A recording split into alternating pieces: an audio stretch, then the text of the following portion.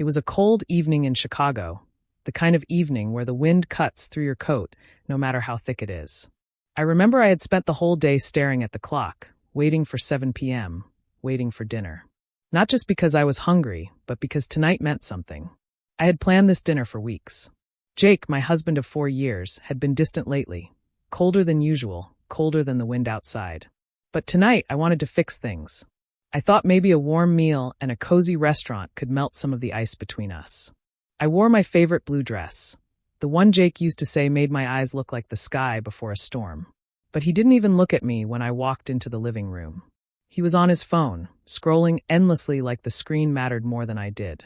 Still, I smiled and said, "Ready for dinner?" He just nodded without lifting his eyes and followed me to the car. The drive was quiet, filled only with the sound of traffic and the faint beat of the music on the radio. I kept stealing glances at him, hoping for a smile, a compliment, anything. But there was nothing. I reminded myself that this dinner could change things. I had reserved a table at a beautiful new restaurant near Michigan Avenue. It had soft lighting, golden decor, and the kind of romantic atmosphere I knew Jake used to like. When we arrived, the hostess welcomed us warmly and guided us to a table near the window. The city lights outside sparkled like a dream, and for a moment, I believed the night might actually be special. We sat down, and I handed him the menu, watching his face. He scanned it and scoffed. "Let's see if this place is actually worth the hype. You know how new places always disappoint." My heart sank a little, but I laughed lightly and said, "Well, I've heard great things. Let's give it a chance." The waiter came and introduced himself politely, asking if we had any questions.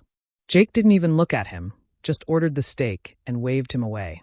I chose the house special, something close to my heart, something I had once created myself, though he didn't know that. When the waiter walked away, Jake looked around, clearly unimpressed. "Honestly, Em, why do you always pick these fancy places? All these places serve the same overpriced nonsense." I smiled again, forcing it this time.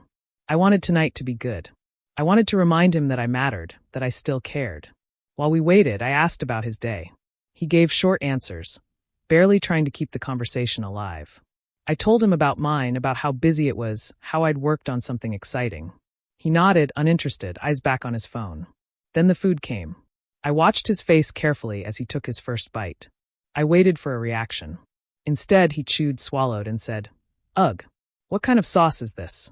It's way too sweet. Did they mess up the seasoning, or is this just their idea of flavor?" My stomach tightened.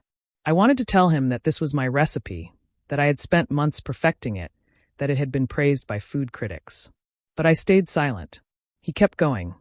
"Honestly, this steak tastes like something out of a microwave. God, I miss home-cooked food. Even your cooking is better than this." He laughed as if it were a joke, but it wasn't. It was a cut. A deep one. Because for the past few months, every time I tried to cook at home, he would find something to complain about. Too salty, too bland, too dry. And now here he was, mocking food that came from my own hands. Unknowingly, of course. I felt my eyes sting, but I blinked quickly. I wouldn't cry. Not tonight. I had worked too hard for this moment. I took a bite of my dish, and the taste brought back memories. Long nights in the kitchen, testing flavors, burning fingers, tasting sauces, crying out of exhaustion, and then finally the joy of getting it right. This was more than just a meal to me. It was a part of my soul on a plate. Jake called the waiter again, rudely, and asked if he could speak to whoever thought this was food. My heart nearly stopped. The waiter was stunned but polite, said he would check with the kitchen. I felt a mix of fear and fire rising in my chest. I smiled to myself slightly, not out of happiness, but out of the irony. He had no idea. No idea at all who he was mocking, what he was mocking. I wondered what he would do if he found out. Would he apologize? Would he be embarrassed? Would he even care? I didn't know. But I knew this moment was the beginning of something. Something bigger. A truth he wasn't ready for, and a strength in me I had hidden for too long. As the waiter disappeared behind the kitchen doors, I sat back and looked out at the lights of Chicago. I had come here to fix my marriage. But maybe, just maybe, I was starting to realize that some things aren't meant to be fixed. Some things are meant to be seen clearly, no matter how much they hurt. The dinner wasn't over yet, and neither was the story. What Jake didn't know, what he could never imagine, was that the truth was cooking just behind that kitchen door. And it was going to be served very soon. The silence at the table was heavier than anything I had ever felt before. Jake had gone back to scrolling through his phone as if nothing had happened, as if he hadn't just humiliated me in front of a waiter, in front of a full restaurant, in front of myself. I stared at my plate, the food I had created, the food he had just called garbage. I wanted to scream, to cry, to walk out and never look back. But I didn't. I sat there with a smile frozen on my face, pretending to be okay. That was something I had gotten good at lately, pretending. Pretending to be happy, pretending to be loved, pretending to be enough. The waiter returned quietly and leaned toward me, whispering, "The kitchen is asking if you'd like to step in for a moment." My heart raced. Jake looked up and raised an eyebrow. "What's that about?" he asked, clearly suspicious. I shook my head, trying to keep calm. "Oh, nothing. They might need a quick feedback or something. I'll be right back." I stood up, feeling his eyes follow me, but I didn't look back. I walked toward the kitchen, my heels clicking against the polished floor, each step louder than the last. When I pushed the swinging door open, a wave of warmth and familiar smells wrapped around me like a memory I'd tried to forget. There it was, my kitchen. My second home. The place where I had cried over onions, bled from careless knife slips, and laughed with people who became my second family. And standing in the middle was Clara, my business partner, my best friend, the woman who knew every secret I had been carrying for years. She pulled me into a hug before I could even say anything. "You okay?" she asked gently. I nodded, even though I wasn't. "He doesn't know," I whispered. "He still doesn't know." She sighed, brushing a loose strand of hair behind my ear like a sister would. "You're stronger than this, Em. You built this place. You created these recipes. And he's sitting out there tearing you down like you're nobody. Are you really going to keep hiding?" I bit my lip, eyes burning again. I wanted tonight to be different. I thought maybe if he liked the food, if he felt impressed, I could finally tell him everything. That I own this place. That the dish he mocked came from me. I thought maybe he'd be proud. Clara looked at me with sad eyes. "He doesn't deserve this version of you. The one who shrinks herself to fit into his narrow world." I stayed there in the kitchen for a few minutes, just breathing, taking in the smell of rosemary and grilled garlic, the quiet clatter of pans, the sound of people doing what they love. This was my world. This was mine. And yet, I had hidden it from the man I shared a home with. Why? Because I was afraid he wouldn't understand? Or worse, that he would laugh? Maybe I already knew the answer. Maybe I was just too scared to say it out loud. I fixed my hair in the small mirror near the pantry door, wiped the tears from my cheeks, and forced myself to stand tall. Clara placed a warm hand on my shoulder. "You can do this. He needs to see who you really are." I nodded again, but I still didn't know if I was ready. When I walked back to the table, Jake didn't even ask where I had gone. He was laughing at something on his phone, and then he looked at me and said, "God, the service here sucks. You'd think with prices like these, they'd at least have a decent chef in the back." My heart clenched so tightly it felt like it would snap. I sat down slowly, holding back every word I wanted to scream. Instead, I said softly, "Maybe the chef has a story you don't know. Maybe the food means something more than you think." He scoffed. "Food is food, Emily. Don't try to turn it into a therapy session." I looked out the window again, the lights of Chicago blurring through the tears in my eyes.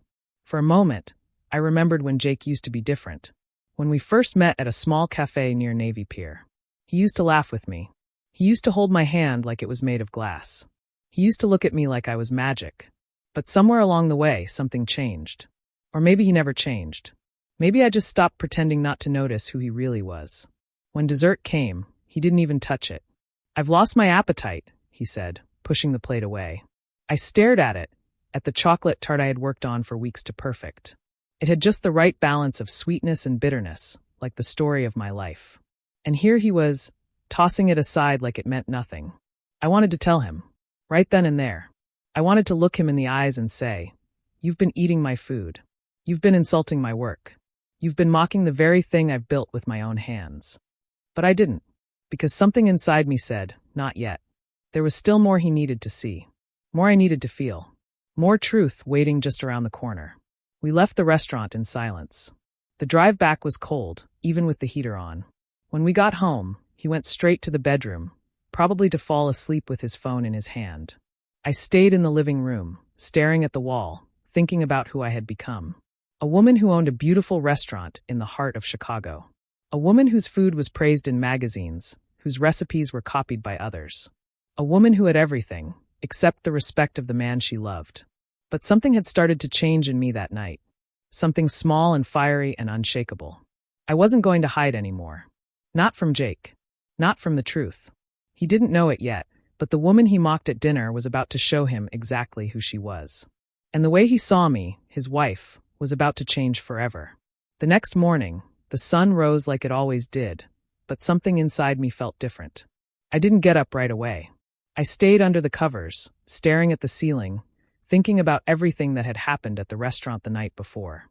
Jake was already up. I could hear him moving around in the kitchen, opening cabinets, pouring coffee, humming like he had slept soundly. Like nothing had happened. Like he hadn't crushed my heart with just a few careless words. I closed my eyes and tried to breathe. My chest felt heavy, like I was carrying 1,000 invisible stones. I didn't cry. Not because I didn't want to, but because the tears had dried somewhere deep inside me. I was tired of crying. Tired of trying. Tired of hiding the real me. When I finally got out of bed, I wrapped myself in a thick sweater and walked out into the kitchen. Jake was sipping his coffee and scrolling on his phone, just like always. He looked up and gave me a quick glance. "Morning," he said without emotion. I nodded. "Morning." He didn't ask how I was feeling, didn't bring up last night. Maybe he didn't even remember how cruel his words had been. Or maybe he did, and just didn't care. I made myself some tea and sat at the table across from him. The silence between us was loud, like a storm waiting to break. After a while, he looked at me and said, "We should probably stop going to places like that. Not worth the money." I stared at him, my heart pounding. "You mean restaurants like that?" He nodded, not even catching the edge in my voice. "Yeah. Some fancy place with food that looks like art but tastes like cardboard. I don't know why people waste their money there." I wanted to scream, but I didn't. I just looked down at my tea, holding the cup tightly to stop my hands from shaking. "What if I told you I liked that place?" I asked. He shrugged. "You can like whatever you want. I just think it's overrated." My fingers clenched tighter around the mug. "And what if I told you I own it?" I whispered. He laughed. Actually laughed. "Come on, Emily. Don't joke like that. That place. Yours." He shook his head like I'd told him a fairy tale. "You can barely decide what to make for dinner." That hit me like a slap.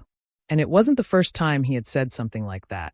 It was always small things, comments that chipped away at me piece by piece, until I hardly recognized the woman I used to be. I stood up, too fast, my chair scraping across the floor. "I'm going out," I said quickly, grabbing my coat. "Where?" he asked, still looking confused. "To think," I replied, and walked out before I could change my mind. Outside, the Chicago air was cold and sharp. I walked without knowing where I was going, but my feet led me to the one place that always felt safe, my restaurant. The lights were off since we didn't open until noon, but I had a key. I unlocked the door and stepped inside. The quiet wrapped around me like a blanket. I walked past the tables, past the polished wood floors, and into the kitchen. My kitchen. I leaned against the counter and finally let the tears come. They weren't loud or dramatic, just soft and steady, like rain against a window.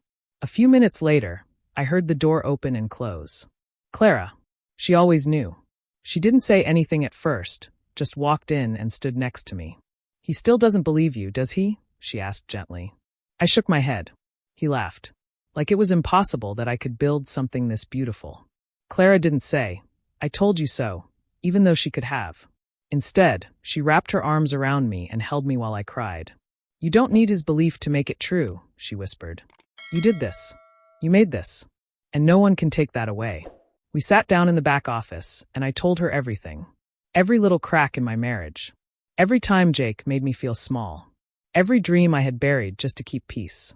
"I think I'm losing myself," I said quietly. "Or maybe I already have." Clara reached out and took my hand. "Then let's find you again." We spent the rest of the morning working. I needed to keep my hands busy, to remind myself of my worth. I prepped sauces, chopped vegetables, checked deliveries.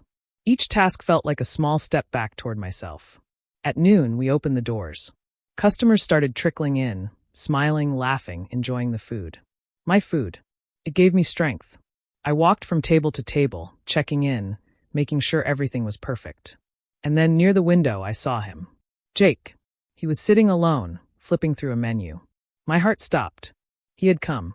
I didn't know why, but he had come. I straightened my apron and walked over slowly. "Hello," I said, my voice calm. He looked up at me, surprised. "Emily, what are you doing here?" I smiled. "Working. I told you. I own this place." He blinked. "Wait, you weren't joking?" I shook my head. "No, I wasn't." He looked around, suddenly seeing the restaurant differently. "But how? When? Why didn't you tell me?" I swallowed hard. "Because I was scared. Scared that you wouldn't believe me. Scared that you'd mock it, just like you did last night." He looked down, and for the first time in a long time, he seemed unsure of himself. "I didn't know," he said quietly. "I didn't think," I nodded. "You never do. You never ask. You never listen." He opened his mouth to respond, but I walked away before he could. I didn't want to hear an apology that wasn't real. Not yet. Maybe not ever. Later that night, after the restaurant closed and the lights were dim, Clara and I sat near the window. "What now?" she asked. I looked at the empty tables, the quiet kitchen, the dreams I had kept alive despite everything. "Now," I said, "it's time he sees the truth. All of it." And what I didn't say, but knew deep in my heart, was that tomorrow he'd walk into something that would shake him to his core. Something waiting in the shadows of my past. Something even he couldn't laugh away. The days that followed felt like I was walking in a fog, not really sure of anything. Jake's visit to the restaurant didn't change things between us, not really. He apologized, sure, but it was empty. His apology felt like a habit, like something he said because it was expected of him. It wasn't real. I could see the confusion in his eyes, but it didn't matter. Not anymore. I had spent too many years excusing his dismissive behavior, too many years hoping he would change. But the truth was, I had changed. I wasn't the same woman who had met him in college. I wasn't the same woman who had been willing to let go of her dreams for the sake of a relationship that never really understood her. I had built something. I had made my life something more than just a shadow of a marriage. And I wasn't going to let him take that from me. But as I walked into the restaurant that morning, with Clara beside me, I couldn't shake the feeling that something was going to happen. Something I wasn't prepared for. The restaurant had become my sanctuary, the place where I could be myself, where I could breathe without the weight of expectations. Yet, with every passing day, I felt more and more that I was being pulled in two different directions, toward the life I had built and the life I had once thought I wanted. Clara noticed my mood immediately. "You're not all here today, Em. What's going on?" she asked as we stood behind the bar, getting the day's orders in. I took a deep breath, looking at the restaurant around me, the familiar, comforting space that had been my escape. "I don't know, Clara. I think I'm afraid. Afraid of what's next." She nodded, her eyes softening. "I get it. It's scary to realize you're not the same person anymore. But that doesn't mean it's a bad thing. It means you're growing, you're finding who you really are. And that's worth everything." I nodded, appreciating her words. But even as she said them, a nagging voice in the back of my mind kept reminding me of something I had buried deep inside. The truth that I had been running from for months. No, not months. Years. The truth that had brought me to this point. The truth that had made me leave behind everything I had once known. And now it felt like it was coming for me. Whether I was ready or not. The phone rang, snapping me out of my thoughts. It was the manager of the building where my restaurant was located. "Emily," he said, his voice tight. "There's a problem. We need to talk." My heart dropped into my stomach. The way he said it, like there was something seriously wrong, set off a wave of panic. "What kind of problem?" I asked, my voice trembling. "I think it's best if you come in person," he replied. "I'll see you in an hour." I didn't tell Clara. I couldn't. Not yet. I needed to figure out what this was on my own. I rushed to the office where the building manager was waiting. He was pacing, his hands shaking. When he saw me, he didn't offer me a seat. He just gestured to the paperwork on the table. "We've received a complaint," he said, his voice tight with unease. "About your business. And it's serious." I felt a chill spread through my body. "What kind of complaint?" I asked, trying to keep my voice steady, though I was shaking on the inside. He slid a stack of papers toward me. "It's about your permit. There's a violation. Someone's filed a complaint claiming that you don't have the necessary approval to operate here." I stared at the papers, my heart sinking. "That's impossible. I've been in compliance from day one. Everything is in order." The manager shook his head. "I wish that were the case. But the paperwork shows otherwise. This could mean we have to shut down the restaurant, at least temporarily, while everything is sorted out." My mind went numb. I had worked so hard to build this place. Everything I had was wrapped up in it. My blood, my sweat, my soul. And now, just like that, it could be taken away. I couldn't breathe. I couldn't think. I felt like the ground had been ripped out from under me, and I was falling into an endless pit. I spent the rest of the afternoon trying to figure out what had gone wrong. I called my lawyer, who assured me that we would fight this, that everything would be okay. But it didn't feel okay. It felt like everything I had worked for was slipping through my fingers, and I was powerless to stop it. I tried to call Jake, but I couldn't bring myself to tell him. I didn't want to hear the way he would dismiss it, the way he would say everything would be fine. I didn't want his empty comfort. I needed something real. That night, I stayed up late, looking over every document, every receipt, every piece of paper that proved my restaurant was legitimate. But nothing made sense. I kept running through it in my head, over and over, but I couldn't find a way out. The complaint had come from nowhere. And then, as I looked at the papers one more time, I noticed something. A name. A name I recognized. It was someone from my past. Someone I had not thought about in years. A name I had hoped to forget. It was Jake's ex-wife. My heart dropped into my stomach. She was the one who had filed the complaint. She was the one who had put this entire thing into motion. I didn't know what to think or what to do. But one thing was clear. This wasn't just about my restaurant anymore. This was about something deeper. Something I hadn't realized until now. I picked up the phone and called Jake, my hands trembling. "We need to talk," I said, my voice barely above a whisper.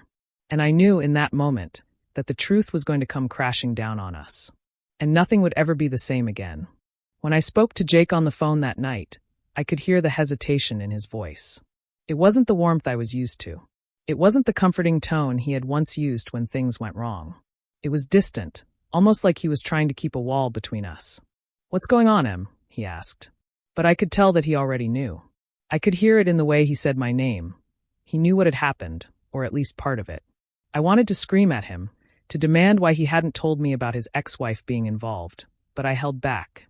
I had to stay calm. For my sake. For the sake of the restaurant. "I need you to come over," I said, barely able to keep my voice steady. "We need to talk." There was a pause on the other end of the line. I could hear the sound of him sighing, like he was gathering his thoughts before responding. "Okay," he said finally. "I'll be there in 10 minutes. I hung up, pacing around the apartment. The tension in my chest was unbearable. I didn't know what to expect, didn't know how this conversation was going to unfold, but I knew one thing for sure. Nothing was ever going to be the same. The restaurant, my dream, my life, was hanging by a thread. And I had no idea what Jake was going to say. Was he going to defend her? Was he going to make excuses for his ex-wife's actions? I didn't want to hear it. I just wanted the truth. When Jake arrived, he looked different. He wasn't the man I had married, the confident, easygoing man I had fallen in love with. This Jake was guarded, almost like he was preparing for a battle. He stepped into the apartment, his eyes searching the room before landing on me. "What's this about, Em?" he asked, his voice quiet but sharp. I stood still for a moment, gathering the courage to speak.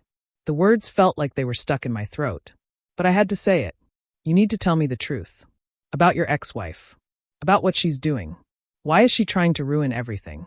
Jake's face faltered, the mask of indifference slipping for just a moment. "I don't know what you mean," he said, but there was a hint of unease in his eyes. I took a deep breath, trying to steady myself. "She filed a complaint against my restaurant, Jake. She's the one who's trying to get it shut down. I don't know why, but I need to know the truth." His face went pale, and I could see the guilt wash over him. It was like I had hit him with a hammer. For a moment he didn't speak, and the silence between us grew thick and suffocating. Finally, after what felt like an eternity, he spoke, his voice barely above a whisper. "I didn't know she was going to do that, Em. I swear. But I should have told you. I should have warned you." He paused, looking down at his hands like he was ashamed of himself. I thought if I kept my distance, if I didn't bring her up, she would stay out of our lives. But I was wrong. She's been bitter about everything, and now she's trying to get back at me in whatever way she can. And you're caught in the middle of it." I felt a cold rush of anger sweep through me. My hands shook as I clenched them into fists. "Why didn't you tell me sooner, Jake? Why didn't you warn me about her? I could have prepared. I could have." My voice cracked, and I stopped myself, swallowing back the emotions that were threatening to overwhelm me. "I trusted you. And now everything I've worked for is falling apart because of your past. The words stung as they left my mouth, but I couldn't hold them back anymore. I had given him so much, and now it felt like I was losing it all. Jake took a step closer, his expression softening. I'm sorry. I never meant for any of this to happen. You have to believe me. I looked at him, trying to find some sign of sincerity in his eyes. But all I saw was a man who had failed me. A man who hadn't protected the one thing I cared about most. I need more than just an apology, Jake, I said, my voice trembling with emotion. I need you to fix this. I need you to make it right. Because right now, I don't know if I can keep doing this. I don't know if I can keep pretending everything's okay. He reached out, his hand hovering over mine, but I pulled back before he could touch me. I didn't want his comfort. Not right now. Not when everything was falling apart. I'm going to make this right, Em, he said, his voice pleading. I promise you. I'll fix this. I wanted to believe him. I really did. But I couldn't. Not anymore. I had spent too many years hoping things would get better, hoping he would change, and now I was realizing that maybe it was me who needed to change. Maybe it was time for me to stop depending on someone else to fix my problems. Maybe it was time for me to fix things on my own. I can't keep waiting for you to fix things, Jake, I said, my voice barely above a whisper. I need to stand on my own. I need to know that I can handle everything on my own. He didn't respond, and I could see the hurt in his eyes. But I couldn't care about that right now. I had to think about the restaurant, about my future. It was time for me to take control of my own life. Do whatever you have to do, I said, my voice cold now. But don't come back to me until you've figured out how to fix this. Until you've figured out how to fix us. With that, I turned and walked away, my heart heavy with the weight of everything I had just said. The next few days were a blur. Jake tried to reach out to me, but I couldn't bring myself to answer. I needed space. I needed time to think. And most of all, I needed to focus on the restaurant. The building manager had told me that things were still up in the air, that there was a chance I could lose everything. But I wasn't going to let that happen. Not without a fight. I spent hours at the restaurant, going over every detail, making sure everything was in order. I couldn't afford to let my dreams slip through my fingers. I couldn't let someone else's bitterness destroy everything I had worked so hard for. But even as I focused on the restaurant, a nagging feeling in the back of my mind wouldn't go away. There was more to this than I knew. More than I had uncovered yet. And I had to find out what it was. The days that followed were filled with sleepless nights and anxious moments. I threw myself into the restaurant, working tirelessly, trying to keep the business afloat despite the constant pressure. But I couldn't shake the feeling that something bigger was looming over me. I kept thinking about Jake's ex-wife, Sarah, and how this had all started with her. The more I thought about it, the more I realized that there had to be something more to her vendetta. It couldn't just be about getting back at Jake. There had to be something else driving her, something I wasn't seeing. I spent hours researching, reading through every document, every piece of information I could find. Then, one afternoon, a breakthrough came. I received an email from my lawyer. The subject line read, "Important, Sarah's real motive." My heart raced as I clicked on it, and when I read through the details, my worst fears were confirmed. Sarah wasn't just targeting me out of spite. She had been trying to take over the restaurant all along. Years ago, before Jake and I even met, Sarah had tried to invest in a restaurant business. It had failed miserably, but she had kept a grudge, vowing to get back into the industry by any means necessary. She had seen me as an obstacle, something standing in the way of her plans. I couldn't believe it. She had been manipulating the situation all along, trying to bring me down so she could swoop in and claim the restaurant as her own. The anger I felt was indescribable.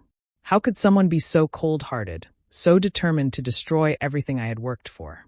I knew then that I couldn't trust anyone, not even Jake. The trust we had built together was shattered, and I couldn't bring myself to believe that he had no idea what Sarah was really up to. He had to have known, at least on some level. But I couldn't confront him. I couldn't ask him if he knew about her plans because, deep down, I was scared of what I might hear.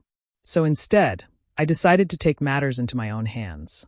I called up my lawyer, and together we started making plans to ensure that Sarah's scheme wouldn't work. It was going to be a battle, but I wasn't going to let her win. Not after everything I had put into this place. The restaurant was my dream. It was my future, and I wasn't going to let anyone take it away from me. Jake came by a few days later, but I didn't have the strength to face him. I couldn't look at him without feeling this overwhelming sense of betrayal. So I did what I had to do. I ended things. It wasn't easy. It hurt more than anything I had ever done, but it was the right thing. I told him that I couldn't keep pretending that everything was fine, that I couldn't keep hoping things would get better. I needed to move on. I needed to focus on the one thing that was still mine, the restaurant. In the end, we won the fight. Sarah's scheme fell apart when the evidence came to light, and she was forced to back off. The restaurant was mine, and I was able to rebuild everything I had lost. But the road wasn't easy. I learned that sometimes the people we trust the most are the ones who can hurt us the deepest. And I learned that, in the end, we can only rely on ourselves. I didn't need Jake. I didn't need anyone. I had everything I needed right in front of me. My dreams were still alive, and I wasn't going to let anyone stand in my way again.